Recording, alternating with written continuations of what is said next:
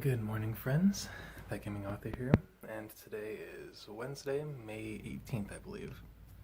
Sorry, there's something on the phone here. There.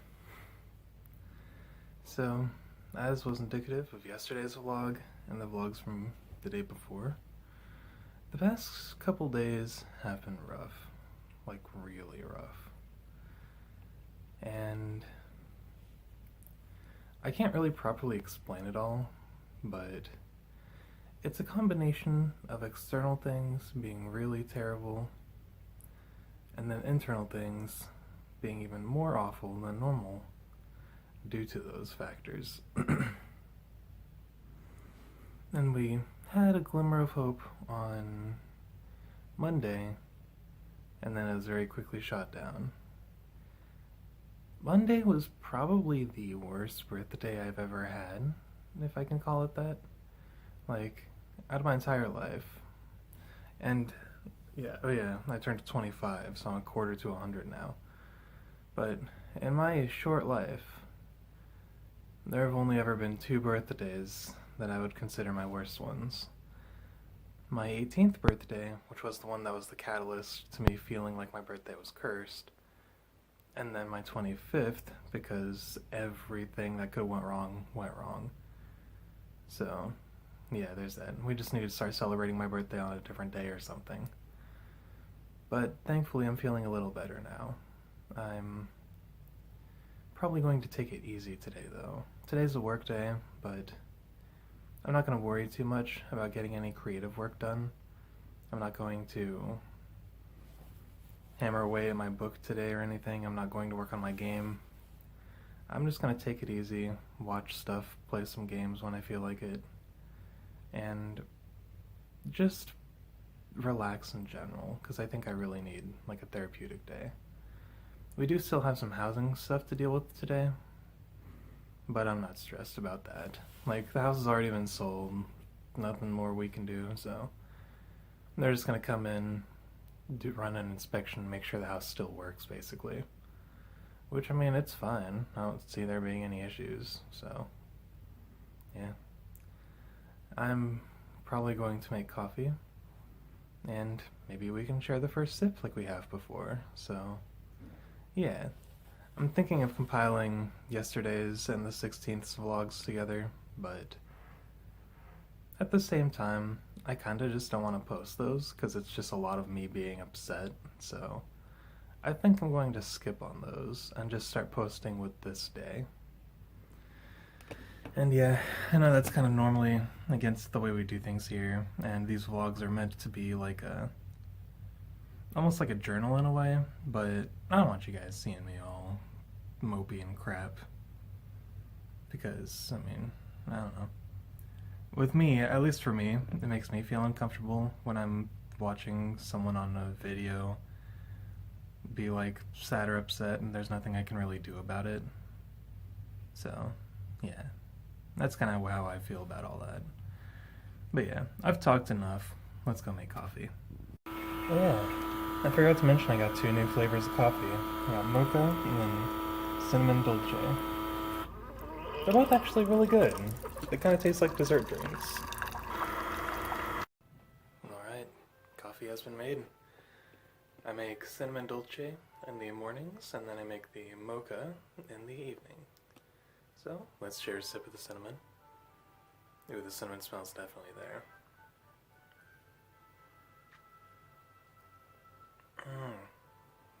Wow, that tastes so much better when it's fresh.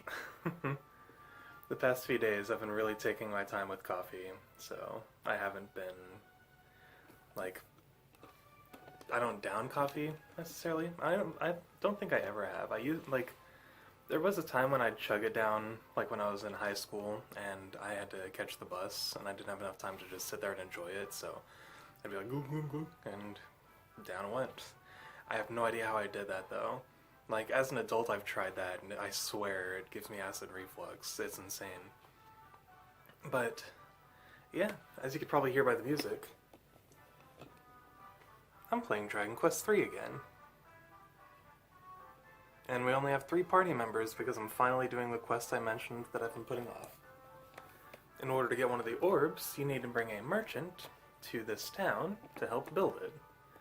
However, what I didn't know is that you don't need to turn your party member into a merchant.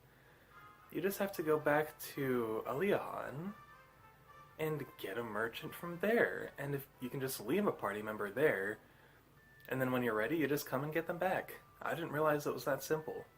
And it's awesome. And yeah, this merchant's only level 1, so we haven't gone into any fights or anything. So yeah, I think I'm gonna finally make progress in the story. I think we're finally almost to the end of the game, actually. I think I only have two more orbs to get. This one, and then the one that requires the Mountain Cleaver. So we're getting pretty close to the end of the game, I think. Which means I'll need to do a lot more grinding, because I want to at least have the hero up to level 40 before taking on Baramos, or whatever the final boss's name is. But yeah, I'm just gonna have fun playing this game today. I'm off work now. It is a little after 8 p.m. and it is my Friday, and I actually get the next 2 days off, which is awesome, because I normally have 1 day off, then I work a little longer, and then I have another day off, but I actually get 2 days in a row off this week, which is really nice. So, guess who's sleeping in tomorrow?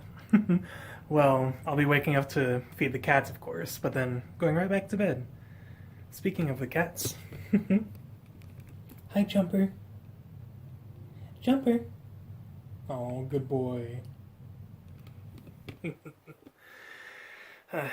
Speaking of which, I'm going to feed them and make my evening cup of coffee. And yeah, so I mentioned how I'd take it easy today. I kind of haven't really been doing that, to be honest. I wrote a little bit earlier today because I just felt like it. But after this, I'm probably just going to play more Dragon Quest III, because I'm playing that again. And I'm almost the final boss. I got all 6 orbs, got Ramia, and now I am doing some last-minute grinding to get both my healers to learn multi-heal, and then I'm going to go charging into the final dungeon. So, wish me luck. I've got a long way to go before my Sage learns multi-heal. Both the hero and the priest did, but the Sage is like 3 levels away from learning it, so it's going to be a long road. So, you may notice something. I'm not holding the tripod. Someone gave me a tripod, I guess? I went outside, and it was right before I was about to pick Kayla up, and long story, I'll probably talk about it later, because there's Dragon Quest crap involved. And you guys know how much I love that game, but I went to pick Kayla up, and I saw a long Amazon Prime box just kind of sitting on the porch, and it was addressed to me, it had my name on it and everything. So I bring it in, and it was right before I was about to pick Kayla up, so I hadn't sent a message or anything yet because I got distracted. Because of course I did, because that's my brain. But I opened the box and check it out, and sure enough, it's a new tripod, and it's like made of actual metal. My other tripod was kind of like weak aluminum, but this thing's incredibly sturdy, and it's got like all sorts of freaking customization things. Like, let me show you how high this thing can get. See, look at that. That's like 420 levels of high. Like, you see that? It's awesome. Well, I think you can get even... No, I think it's already mounted for the most part. The only issue is that it keeps kind of tilting awkwardly because I don't know how to tighten it. It came with instructions, but I didn't read them because, of course, I didn't. It's the story of my life. And now I'm just watching Kayla play Stardew. And I am in a much better mental condition than I was yesterday and the day before, so I will be doing another reading tonight. Later. Maybe. I'm very tired though, so who knows. Well, it is 12:33. It's late, that's for sure. And the lighting is terrible, because of course it is. But as promised, we're going to continue our nightly reading starting tonight with Chapter 4, The Princess Awakens. The chapel went silent as all eyes fell on Lenora. She stood before everyone, frozen for a moment, either in fear or confusion. I thought I heard voices, she said. I was wondering whether I was in the presence of friends or foes. You're in the village of Allore, your majesty, the bishop said to her. I am Bishop Mark Alaharde. We found you in the forest outside our village. Mark Alaharde? I wanted to know about that, Lenora replied, looking around the chapel nervously. I have no recollection of leaving the castle at home. How far are we from the city of Livia? We are about 300 miles south of the capital, Lucius responded. Immediately, a look of fear came upon Lenora's face. What? She gasped. How did I end up so far from home? Lucius exchanged glances with the bishop, and the bishop nodded in response. Lucius sighed and turned towards Lenora. Your Highness, he began. When we found you, there were demons surrounding you. Demons, Lenora said, her voice soft. Visions of her escape through the entire Oralivia province came back to her. She clutched her head tightly, shaking it. I remember. Her voice... Whoop. The cat knocked the tripod down.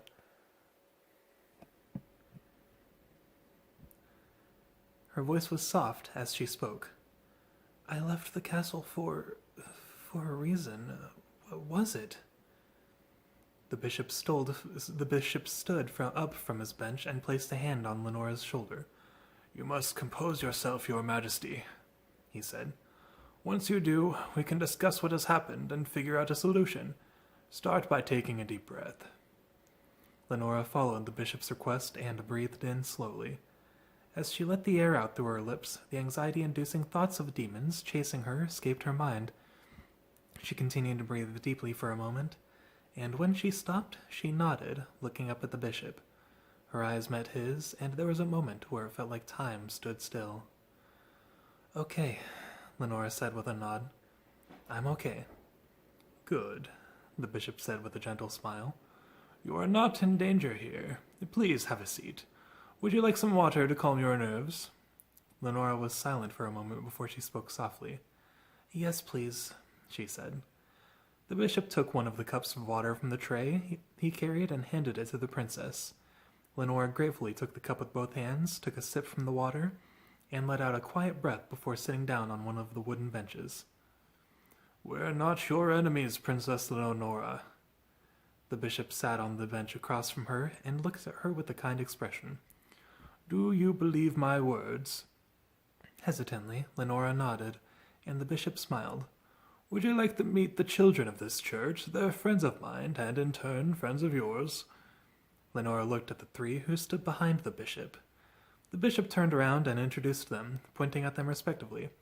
These children here are Garen, Peter, and Anne. They live here in the church with me. Lenora looked at all three children, but when her eyes met Garen's, the world around her faded. Half a second felt like an eternity as they looked at one another.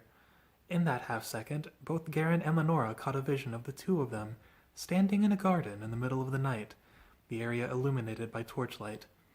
Their eyes had met back then as well, they observed. But when exactly was back then?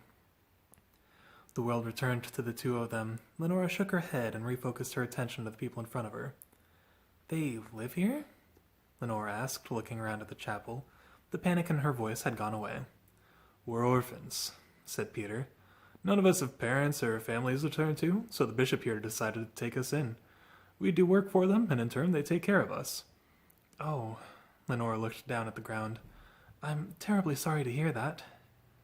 There was a moment of silence, but Lenora was shocked to hear Peter laughing. She looked up at his blemished face, and he smiled.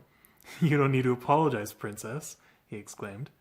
We've all done just fine on our own here, isn't that right? Garen and Anne nodded. Lenora looked at the three children, all of them smiling. They looked rather worn down, but they still managed to stay happy despite their unfortunate situation. Lenora smiled in return. I'm glad to know you're all so strong, she said. It makes me feel like I'm in the right hands. That you are, Your Highness, Lucius said. We'll do everything in our power to protect you, and we're currently contacting your parents via letter. The bishop himself sent one this morning when we found you, so we anticipate a response.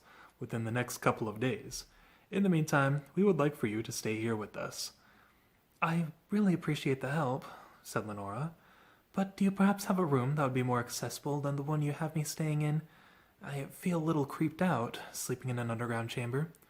"Which is completely understandable," the bishop said with a laugh. "Yes, of course we have more accessible sleeping quarters. Lucius, could you please show Princess Lenora to the main rooms?" "Of course, sir." Lucius smiled and gestured for Lenora to follow him as he stood. "Wait!" The chapel fell silent at the sound of Garen's voice. All eyes turned towards him as he protested. His face reddened and his eyes narrowed to the ground. The bishop tilted his head and raised an eyebrow. "What is it, Garen?" he asked. Garen cleared his throat. "About Lenora's sleeping arrangements," he began. "What if she stayed at the Lazy Tiefling with the rest of us? I'm sure Jamiroquai would be more than glad to make accommodations." Garen and the bishop locked eyes. For a moment, Garen thought he saw a flash of anger in the bishop's eyes. The bishop only cleared his throat and shook his head, his eyes closed. "She would be safest here in the church," he declared. "But it'd be lonely here," Anne said. "I'm sure the princess would be more comfortable around people her age." "You did say it'd be her best choice what we do when she wakes up," Peter said with a shrug, smirking at the bishop. The bishop didn't say anything for a few moments. Finally, he sighed and nodded.